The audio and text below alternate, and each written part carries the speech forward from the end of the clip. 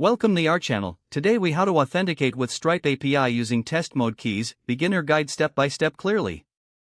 To authenticate with the Stripe API using test mode keys, start by creating your Stripe account if you haven't already. Log in to your Stripe dashboard.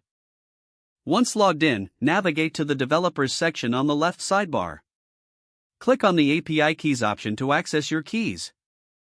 You will find two sets of keys, publishable and secret. For this process, focus on the test mode keys. Locate the test secret key. Copy this key to your clipboard. Next, open your development environment or code editor. To make requests to the Stripe API, you need a library that can facilitate HTTP requests. If you're using JavaScript, install the Stripe library via npm. Run the command npm install stripe in your terminal. Now, create a new file in your project directory. In this file, require the Stripe library you just installed. Use the copied test secret key to initialize the Stripe instance. Paste the key into the initialization line of your code. This sets up authentication for your API requests. For a basic request, start with creating a customer. Use the Stripe instance to call the relevant API methods.